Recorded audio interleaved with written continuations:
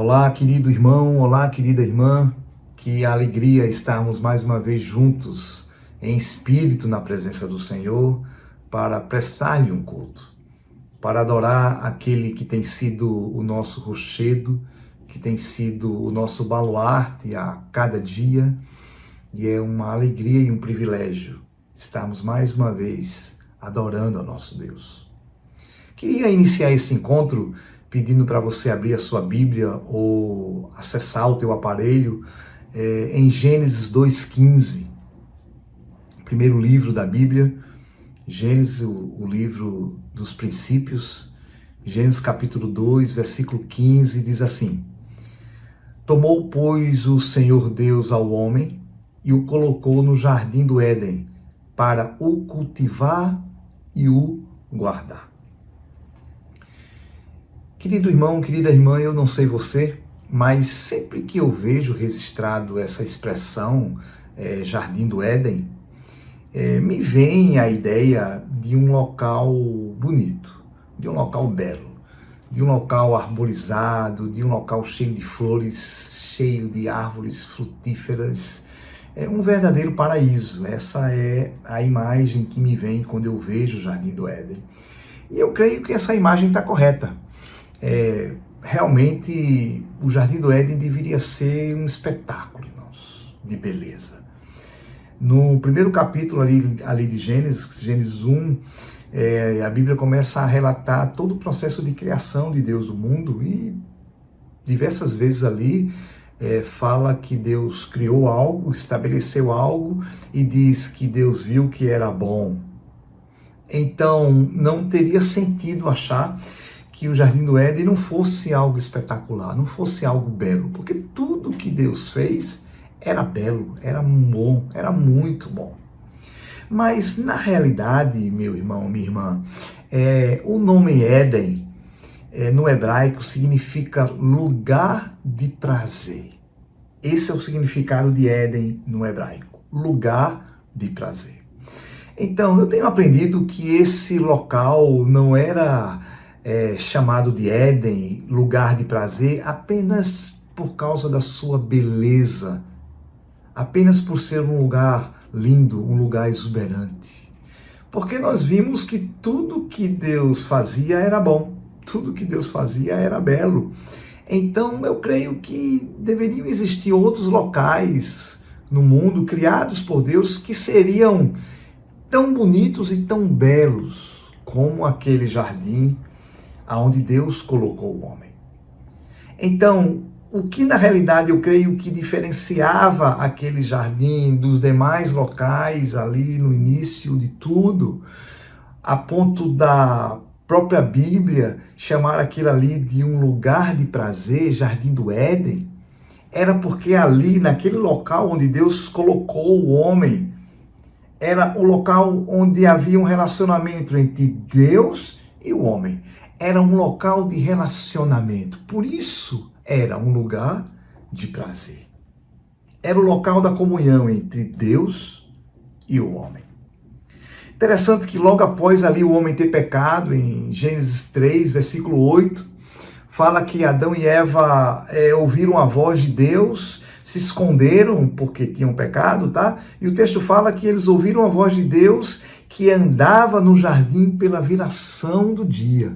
Então, aquele era um local habitado por Deus. Deus habitava ali, Deus passava, Deus passeava ali naquele local. A presença de Deus ali era algo constante. E ali Deus se relacionava com o homem. Por isso era um lugar especial. Por isso era um lugar onde a Bíblia chamou de lugar de prazer. E o prazer, queridos, era a presença do próprio Deus em comunhão com o homem. Interessante que ali ainda naquele capítulo 3 de Gênesis, versículo 23, logo após quando o homem pecou, o homem sofreu várias consequências por causa do seu pecado, o homem e a mulher, e uma das consequências é que ele foi expulso do Jardim do Éden.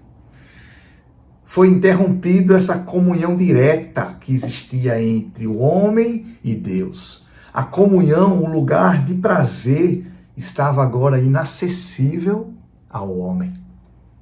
Até que veio Jesus, glória a Deus, e abriu esse novo caminho, possibilitando com que o homem tivesse de volta acesso à comunhão com Deus, fazendo com que o homem tenha de volta o seu jardim do Éden, a comunhão dele com Deus.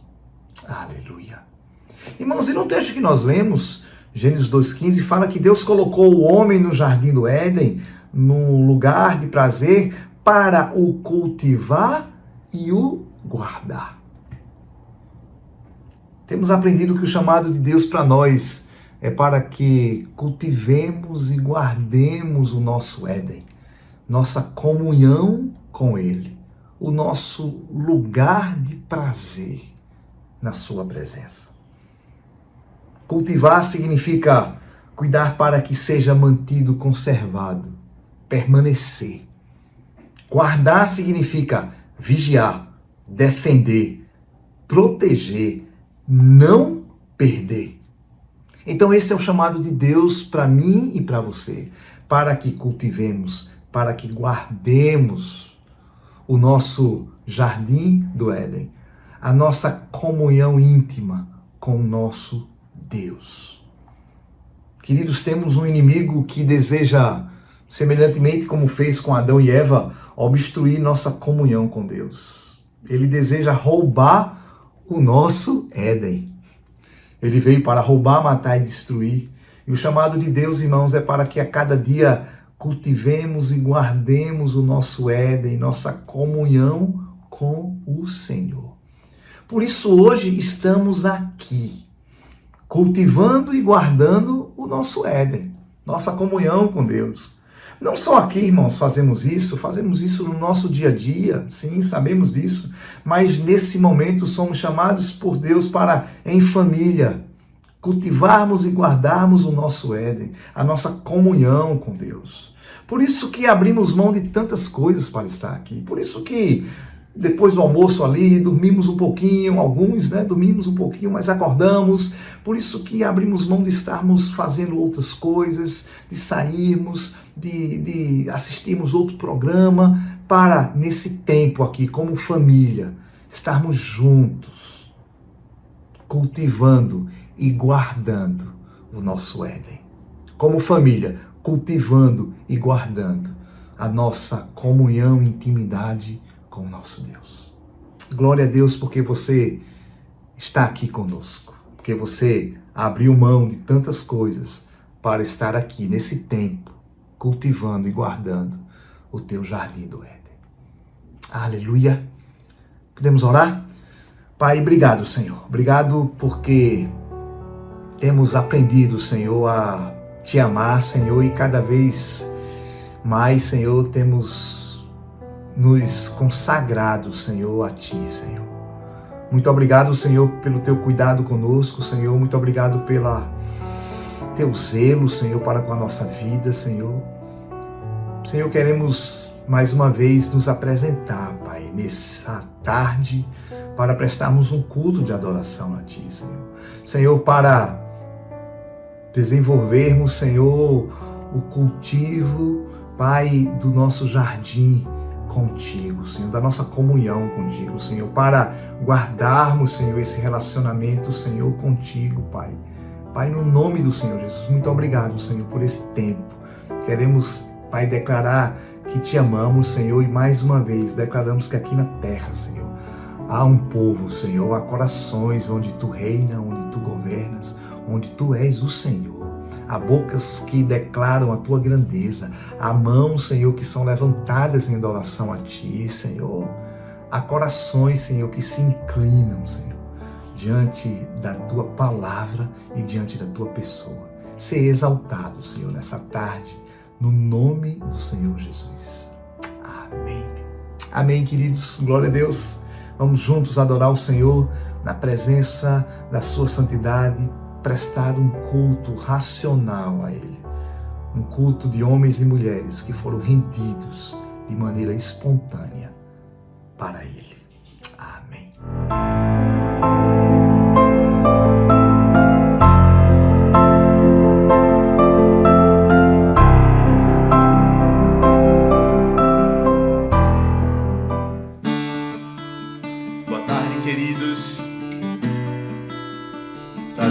aqui com vocês mais uma vez. Gostaria de ensinar uma canção que o Senhor tem falado comigo através dela. Uma canção dos irmãos lá de Porto Alegre. O nome é Senhor da Criação. E diz assim: Jesus, Senhor da criação. Jesus, autor da salvação. Jesus, o Rei dos Reis, rejeitado pelo homem, porém venceu e ressuscitou por mim, e com seu sangue me fez livre pra louvar, me fez livre pra cantar, me fez livre pra glorificar seu nome, Jesus. Mais uma vez, Vinícius. Jesus, Senhor da criação. Jesus, autor da salvação. Jesus, o Rei dos Reis, rejeitado pelo homem, porém venceu e ressuscitou por mim, e com seu sangue me fez livre pra louvar, me fez livre pra cantar, me fez livre pra glorificar seu nome, Jesus. Glórias ao Cordeiro, glórias a Jesus, com seu sangue me fez livre pra vencer, Jesus, tu és Senhor, nós te damos glórias ao Cordeiro, glórias a Jesus, com seu sangue me fez livre pra vencer, Jesus, tu és Senhor.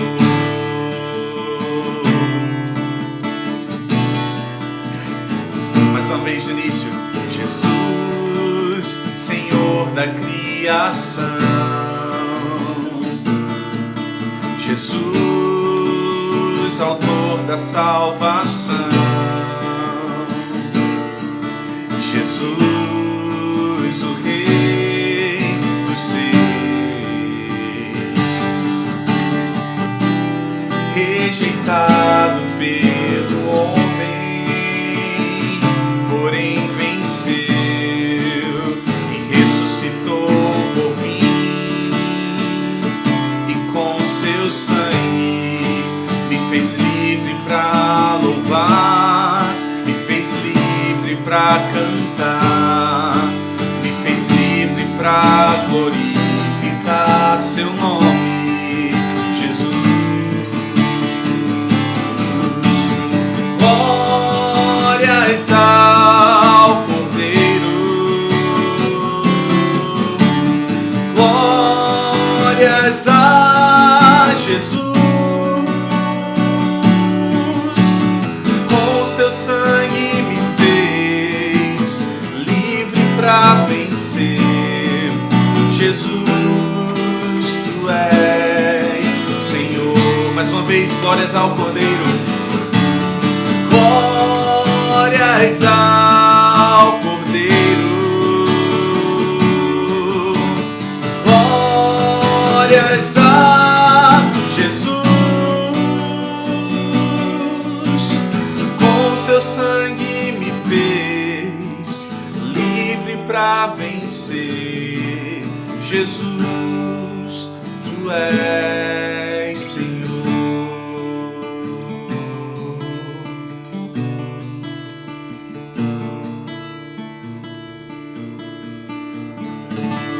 desde os confins da terra, do mais profundo mar, das alturas dos céus.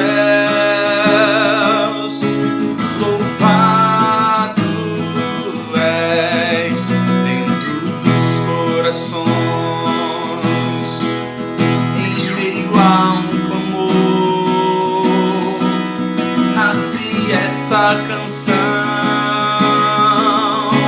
que os povos cantam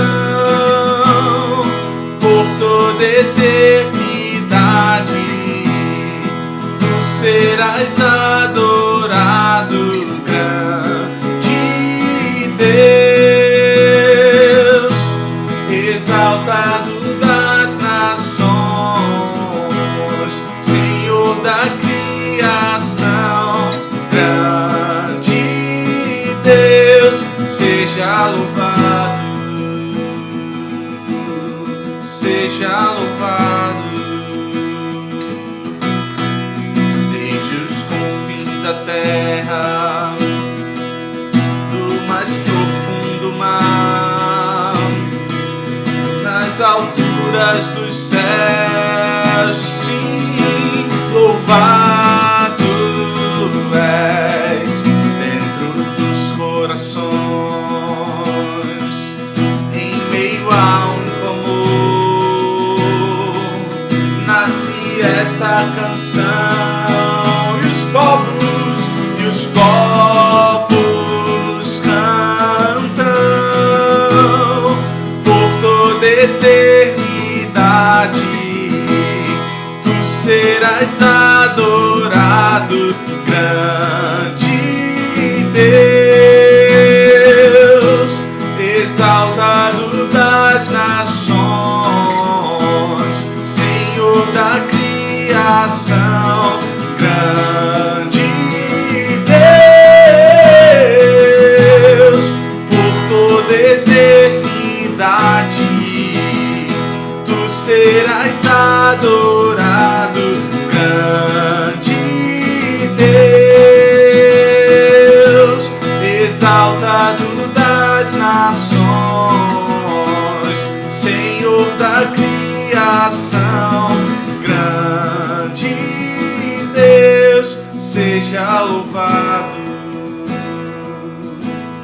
seja louvado, sim, seja adorado. Sim, nós te adoramos, Jesus. Sim, Senhor, nós te adoramos. Ao Senhor, pois seu nome é santo. Cristo é a nossa vida, o motivo do louvor em nosso novo coração. Pois morreu a nossa morte para vivermos sua vida, nos trouxe grande salvação.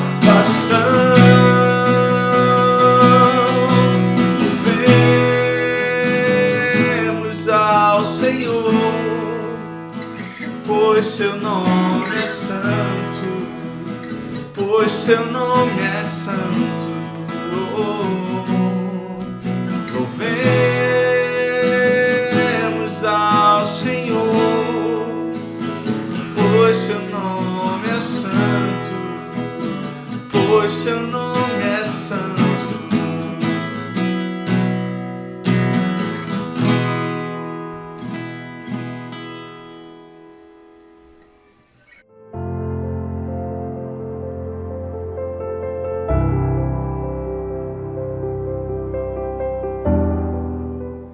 Olá, irmãos e irmãs, estamos aqui com muita alegria. Mamãe, no mês de maio, submeteu a 3 cirurgias, teve a retirada do câncer no intestino, mas glórias ao Senhor, estamos aqui. E nesses dias que passamos no hospital, o Senhor trouxe uma palavra para mim através de uma irmã, que está lá em Isaías 43, que diz assim: assim diz o Senhor, que te criou e que te formou, Não temas, porque eu te remi.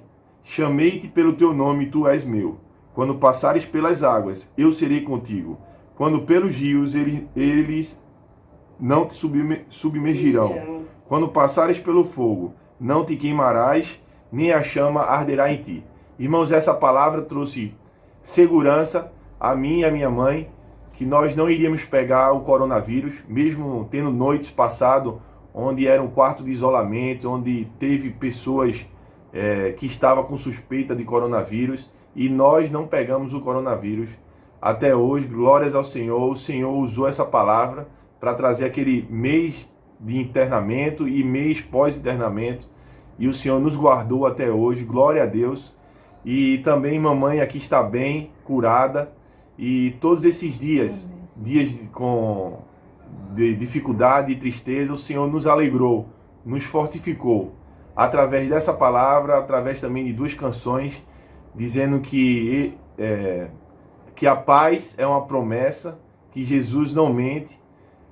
A paz é uma promessa, você não vai mentir, segura estamos em ti, nos lembraremos. Mamãe foi cantando essa canção na 3ª cirurgia, vi que ela estava bastante fortalecida, e irmãos ligando para mim, mandando mensagem de madrugada, orando conosco, fazendo vigília por mamãe, e cremos que através da igreja, através da família em oração, trouxe esse fortalecimento nesses dias difíceis. E também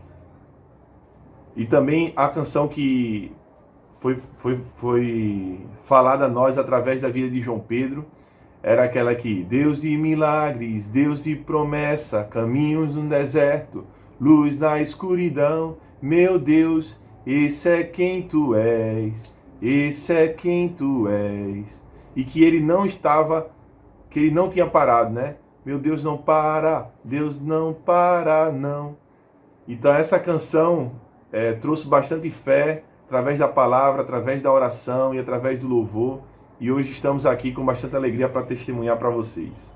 Oh, meus irmãos, meus queridos irmãos da igreja, tenho só a agradecer a vocês pela dedicação, pelas palavras de carinho que estiveram comigo, pelas orações, que Deus disse que quando as pessoas estão orando no nome dele, ele está presente nas nossas vidas. Então, como todos estavam orando, ele aprovou, porque todos estavam com o mesmo pensamento. Amém. Então, eu só tenho a agradecer o carinho e pela vitória das cirurgias. Eu estou passando agora um pouco de dificuldade na alimentação, mas tenho certeza que vou melhorar.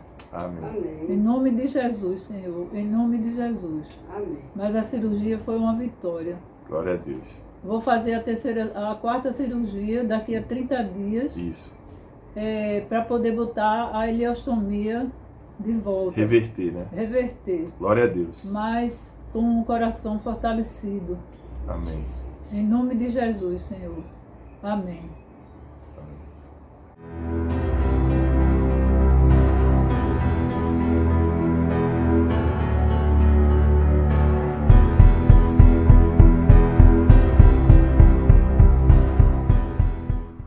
Olá, meus irmãos.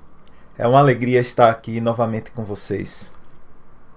Vamos agora dar uma paradinha para o que está fazendo. Senta um pouquinho. Está preocupado com alguma coisa? Vamos agora orar. Vamos colocar diante de Deus nossos corações. Que eu possa transmitir com fidelidade aquilo que o Senhor falou, tem falado. E que vocês possam ter revelação daquilo que o Senhor quer falar, em cada contexto, em cada situação. Amém? Senhor, em nome de Jesus, colocamos agora nossas vidas diante de Ti, colocamos esse momento diante de Ti, repreendemos todo intento maligno querendo atrapalhar, no nome de Jesus, que a gente possa estar com o coração aberto e receber a Tua palavra em nome de Jesus, com entendimento, espírito de sabedoria e revelação. Amém? Queridos, o Senhor trouxe um tema para nós essa semana sobre o cuidado que devemos ter com a nossa vida em alguns aspectos. e fui meditar as Escrituras lá no Evangelho de Mateus, no capítulo 4, do versículo 1 ao versículo 11, onde teremos os principais aspectos dessa palavra, desse momento. Então, é a tentação de Jesus, né? Então, vamos ler juntos a partir do versículo 1, e à medida que o Senhor for falando, a gente vai estabelecendo alguns princípios de Deus, contextualizando para nós, porque a tentação de Jesus, obviamente, ela tem um contexto, né, um contexto bem profundo sobre aquilo que Jesus iria realizar, e o Satanás fez de tudo para impedir que Jesus pudesse começar ali o seu ministério. Na verdade, era uma guerra tremenda, né? Começou desde o nascimento de Jesus, nós observamos tantos ataques, né? O diabo queria matar Jesus já desde ali. Quando Jesus vai ser tentado lá no deserto, o Satanás faz uma outra investida, e durante todos os 3 anos ali dali em diante, com Jesus com 30 anos até os 33, é uma guerra. Mas nessas tentações de Jesus, existem coisas que Deus quer falar para nós, que podem ser úteis para esse momento que estamos vivendo, para a nossa vida. Então vamos começar lá no capítulo, Mateus capítulo 4, versículo 1. Vamos ler aí juntos. Versículo 1. A seguir, foi Jesus levado pelo Espírito ao deserto, para ser tentado pelo diabo. E depois de jejuar 40 dias e 40 noites, teve fome. Então, o tentador, aproximando-se, lhe disse: Se és filho de Deus, manda que essas pedras se transformem em pães. Jesus, porém, respondeu: Está escrito: Não só de pão viverá o homem, mas de toda palavra que procede da boca de Deus. Vemos aí, então, o Satanás tentando Jesus através de uma atitude que Jesus transformasse pedras em pães. E a resposta de Jesus foi que nem só de pão viverá o homem. Me diga uma coisa, Jesus poderia transformar pedras em pães? Sim, não é verdade? Jesus poderia transformar as pedras em pães. Mas ele não fez. Por quê? Porque não era a vontade de Deus.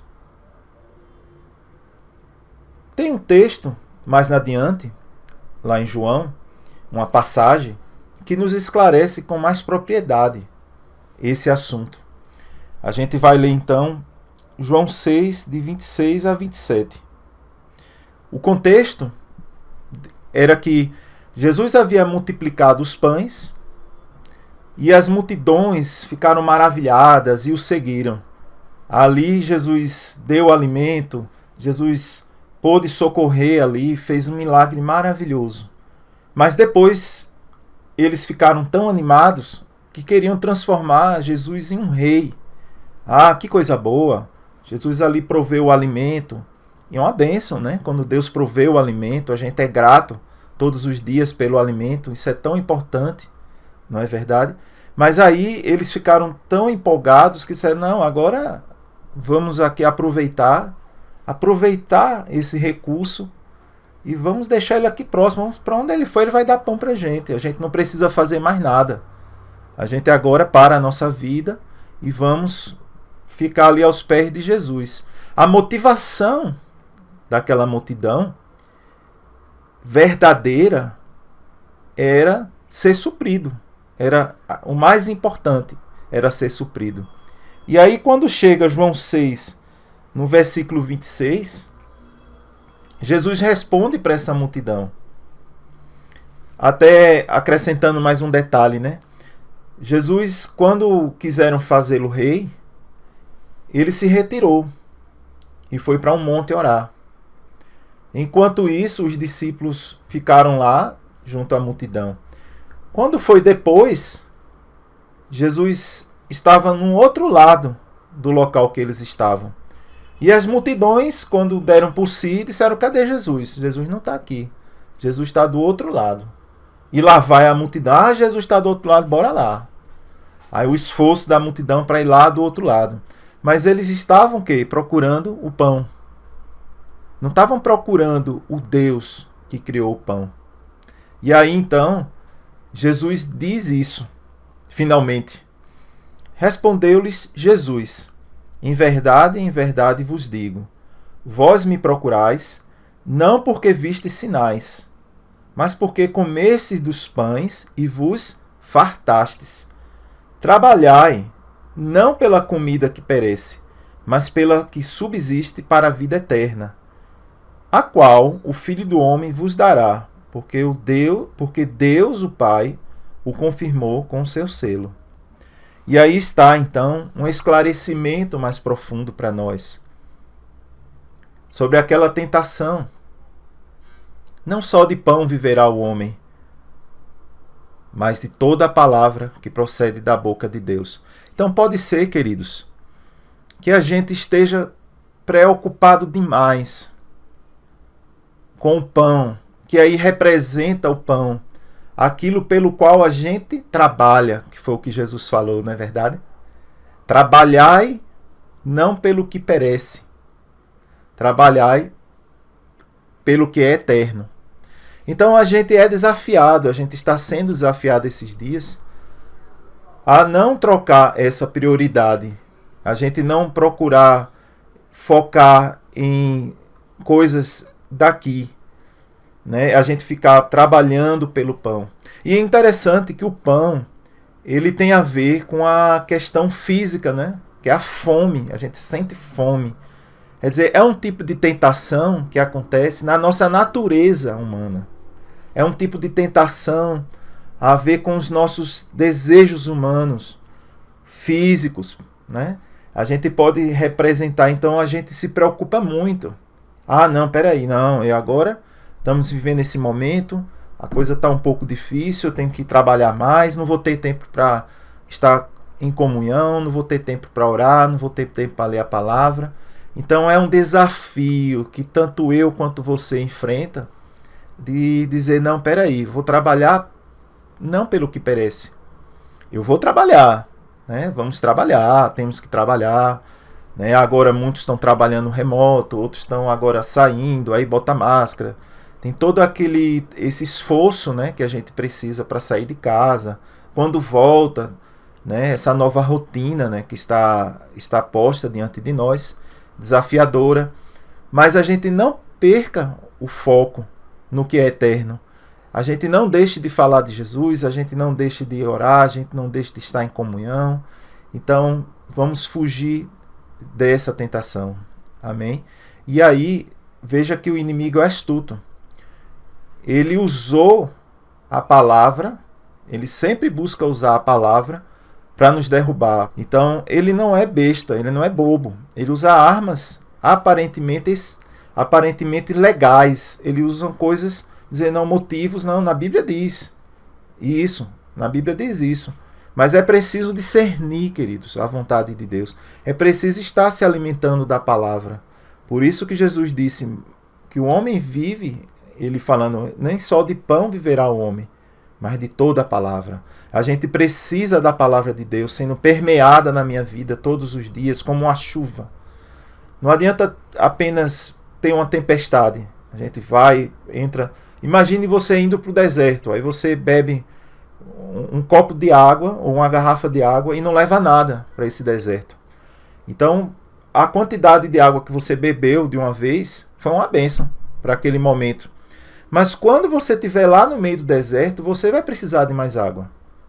Em poucas horas, no calor escaldante do deserto, você vai sentir sede. Então, a gente precisa andar com água. A gente precisa andar com a palavra. A gente precisa estar buscando pão. Mas não esse pão que perece. Buscar o pão da vida, que é o próprio Jesus. Mas nesse texto, pão aí está se referindo ao terreno, ao que a gente se dedica, ao que a gente investe tempo, àquilo que a gente se esforça para obter. Amém?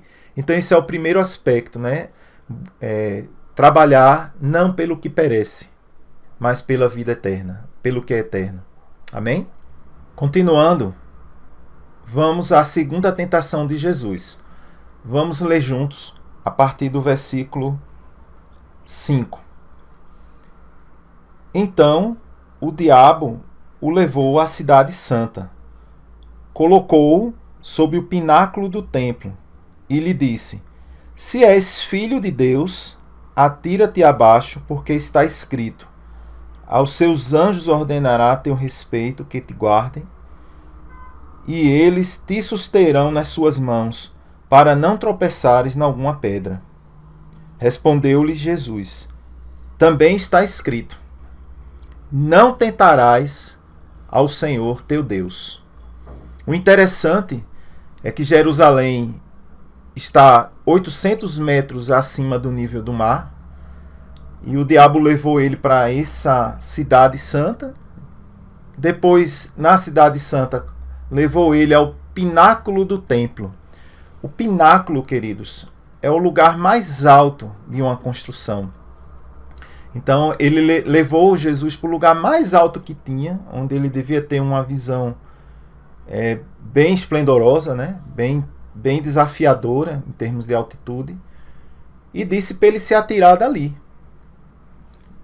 dizendo que se ele se atirasse, a palavra de Deus garante, através do que está escrito, que os anjos iriam socorrê-lo, iam segurar nas suas mãos. E Jesus responde: Não tentarás ao Senhor teu Deus. Essa resposta de Jesus está relacionado a um versículo lá de Deuteronômio, capítulo 6, versículo 16. Diz assim: Não tentarás o Senhor teu Deus, como o tentaste em Massá. O que aconteceu em Massá? Aconteceu, queridos, algo que está escrito lá em Êxodo 17:3. Tendo aí o povo sede de água, murmurou contra Moisés e disse: Por que nos fizeste subir do Egito, para nos matares de sede, a nós, a nossos filhos e a nossos rebanhos? E aí, no Êxodo 17:7 diz: E chamou o nome daquele lugar Massá e Meribá, por causa da contenda dos filhos de Israel, e porque tentaram ao Senhor, dizendo: Está o Senhor no meio de nós ou não? Então Jesus usou um texto que se referia a tentar ao Senhor seu Deus. E aí ele faz referência a um exemplo do Antigo Testamento.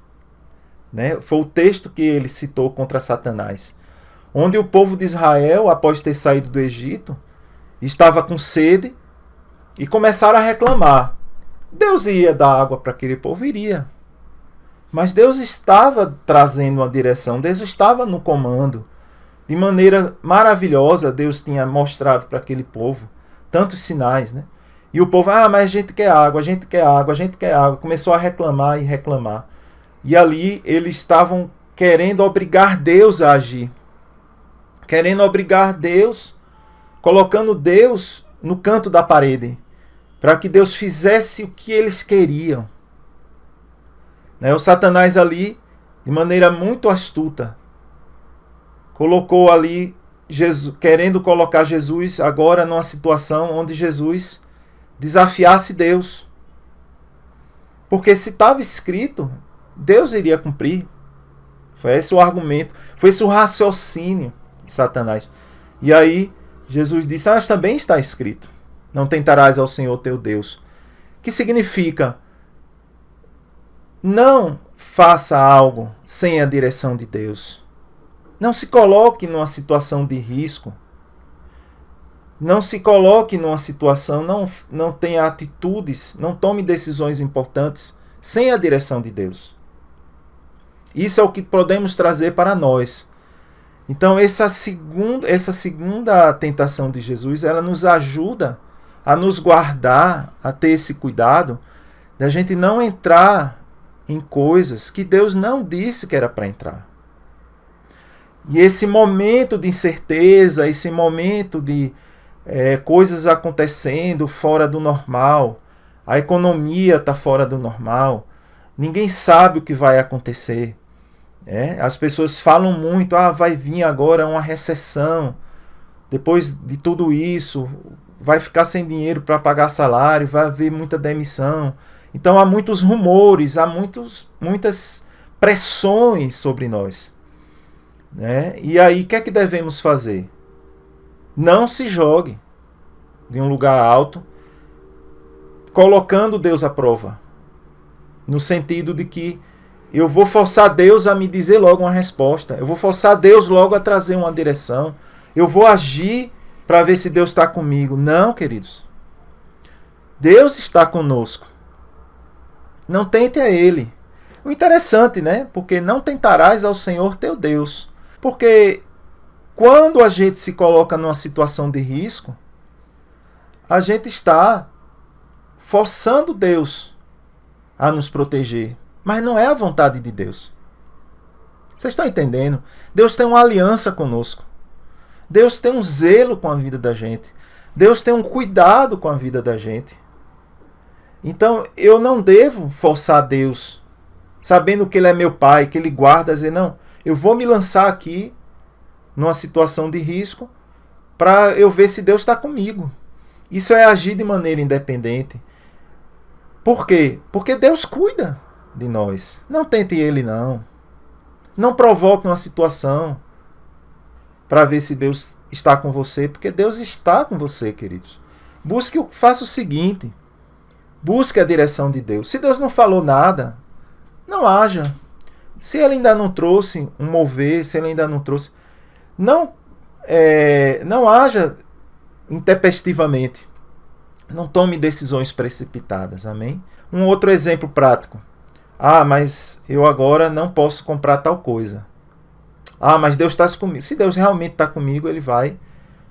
Ou então você diz, vou mudar de emprego agora.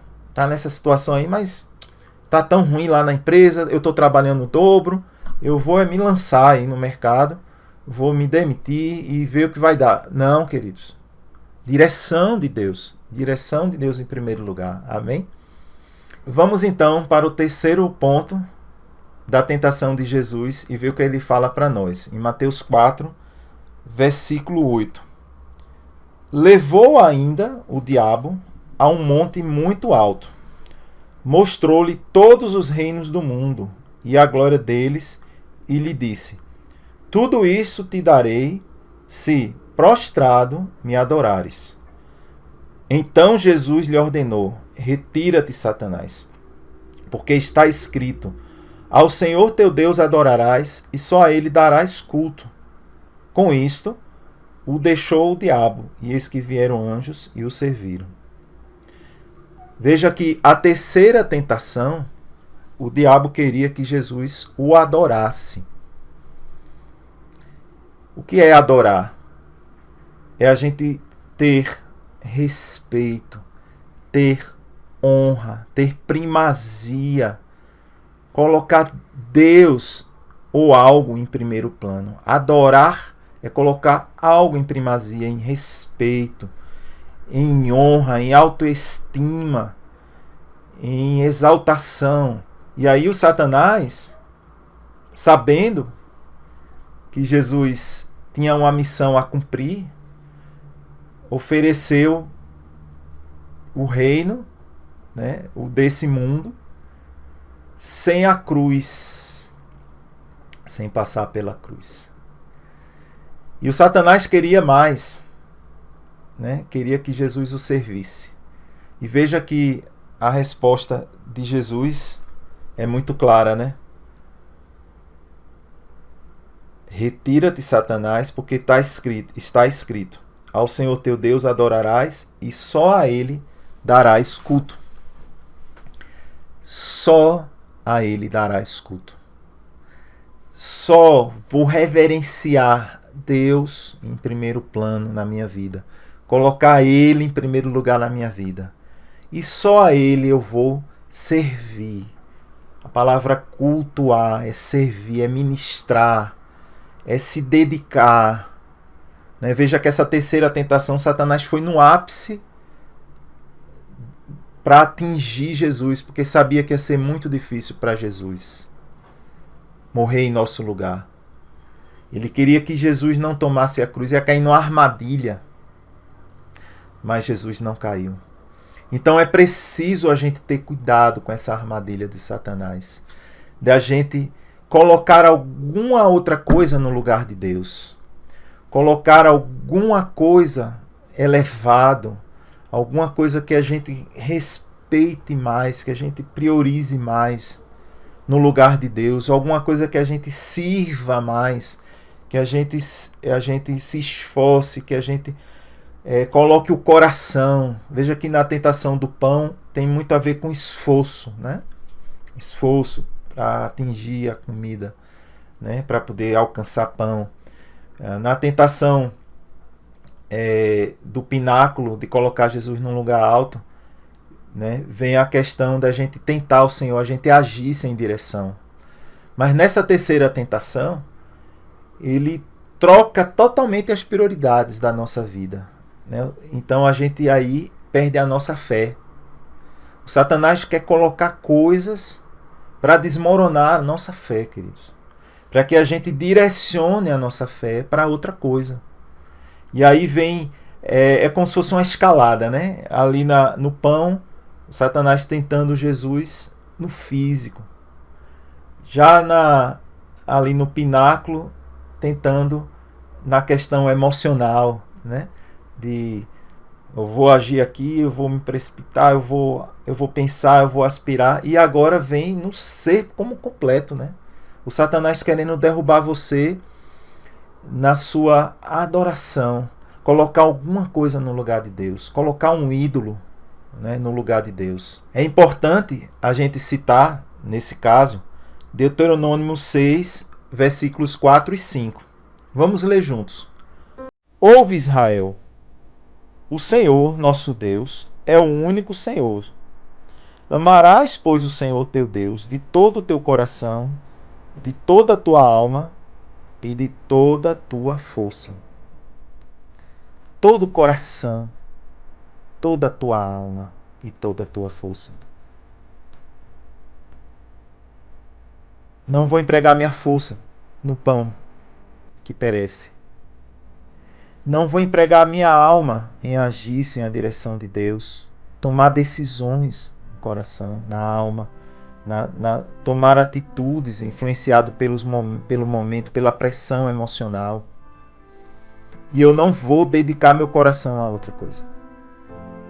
Espírito, alma e corpo totalmente comprometido com Jesus. Amém? O Senhor não quer apenas puxar a orelha. O Senhor, ele traz um direcionamento, queridos. O Senhor traz o porquê. Não vale a pena, queridos, a gente ir por esses caminhos. Não vale a pena ir por esses caminhos que o Satanás propõe. Lógico que ele é muito esperto, né? Ele propõe coisas usando a legalidade, coisas que estão escritas na palavra fora de contexto. É preciso cuidado com isso. Amém? Então, que o Senhor possa nos guardar essa semana. Que o Senhor possa trazer revelação dessas coisas que a gente está, talvez, aí trocando de prioridade. Porque se o Senhor trouxe essa palavra, Ele está trazendo um alerta para nós. Amém? Então, eu queria orar contigo, para que o Senhor possa estar falando contigo essa semana. Possa estar refletindo essa semana sobre esse tema. Amém? Senhor, em nome de Jesus, colocamos nossas vidas diante de Ti. Colocamos nossos pensamentos diante de Ti. Colocamos nosso corpo diante de Ti. Colocamos nosso coração diante de Ti. Se tem algum caminho mau, Senhor, nos corrige, por favor. Nos ajuda a meditar nas Tuas Escrituras. Nos ajuda a estar em comunhão com nossos irmãos. Que a gente esteja protegidos contra essas tentações. Porque Tu és um Deus que tem ciúme de nós, Senhor. Tu és um Deus zeloso. Quando a gente busca fazer alguma coisa fora da tua cobertura, a gente está mexendo contigo, Senhor.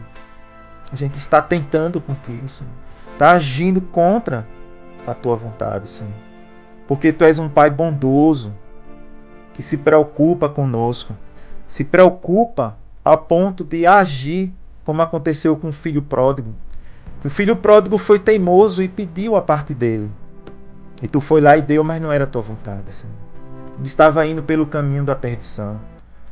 Ó Senhor, existem coisas que a gente faz, age sem tua direção, mas nós nos arrependemos em nome de Jesus.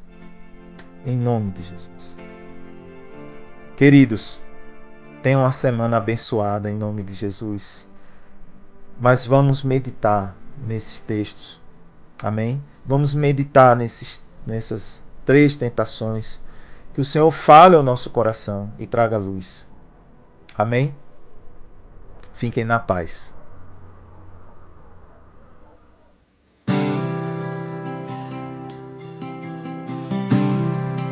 Ao que está sentado no trono e ao Cordeiro poderoso Deus, poderoso Deus, poderoso Deus, minha alma anseia por ti.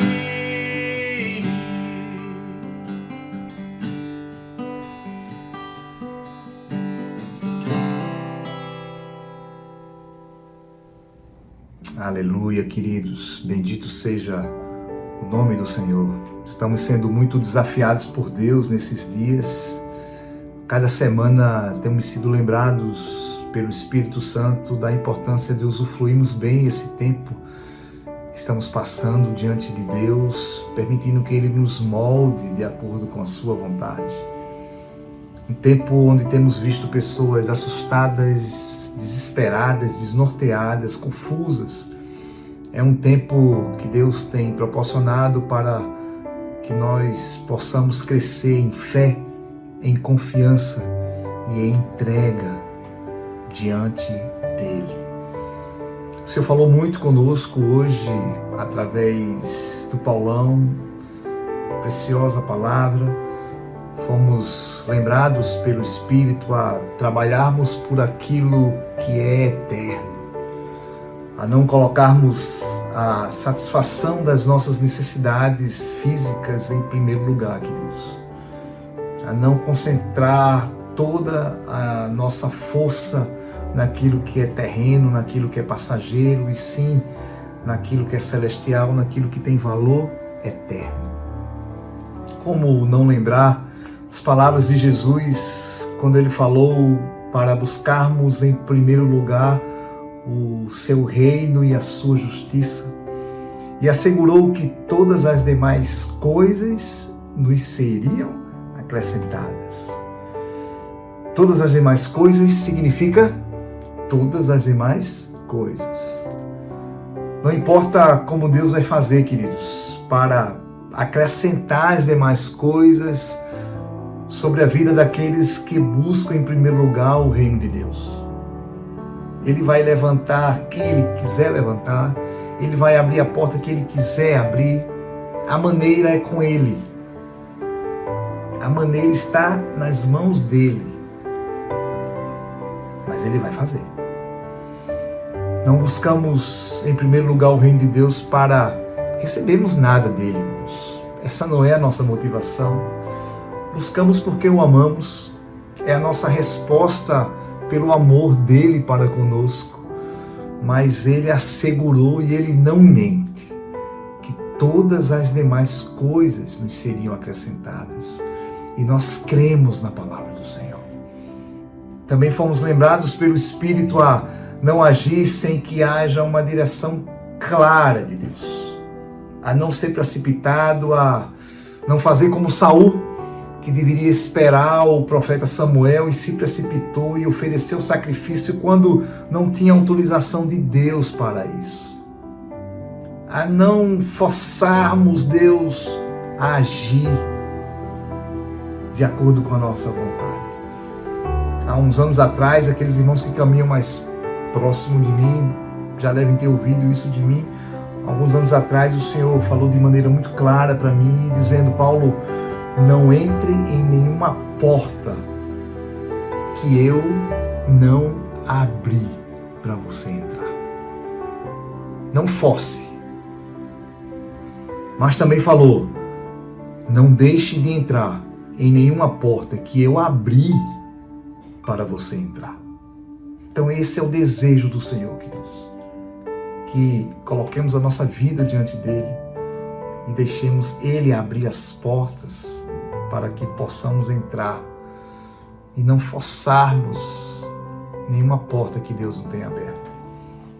Também o Espírito Santo nos lembrou nessa tarde a não colocar nada nem ninguém no lugar de Deus. Devemos servir só a Ele de todo o coração. Não tem como ouvir isso e não lembrar das palavras do próprio Jesus ali em Marcos 12:30, quando foi perguntado acerca dos mandamentos, qual seria o principal mandamento. E ele falou que seria amar ao nosso Deus de todo o coração, com toda a nossa alma, com toda a nossa força e com todo o nosso entendimento. Paulo falou isso. Queridos, e ele requer esse amor intenso, um amor que envolve coração, alma, força e entendimento, porque esse é o amor que ele tem dado para nós. Ele nos ama de maneira intensa. Por isso, ele requer isso de mim, isso de você. Aleluia, queridos. Que o Espírito Santo possa aprofundar essa palavra no nosso coração. Deus vai colocar à prova isso que temos falado, a nossa entrega diante do Senhor. Deus vai provar o nosso coração. E Ele vai fazer isso não porque Ele quer o nosso mal, queridos, absolutamente. Porque Ele quer nos moldar de acordo com a sua vontade. Ele está purificando a nossa vida. Está permitindo muitas vezes fogo para tirar toda a impureza, irmãos. Porque Ele nos ama. E o desejo dele é nos ver semelhantes a Jesus. Aleluia. Glória a Deus. Uma semana abençoada sobre a tua vida, sobre a tua casa. Uma semana onde o Espírito Santo aprofunda essa palavra em nós. No nome de Jesus, mais uma vez, podemos ler esse episódio da tentação de Jesus e permitir que o Espírito Santo continue aprofundando aquilo que Ele quer falar nos nossos corações. Amém, meus irmãos? Uma alegria estarmos juntos, muitas saudades de vocês. Continuem orando por nós, para os próximos passos que o Senhor vai nos conduzir e uma semana transbordante da graça, do amor e da paz do Senhor sobre nós. Amém.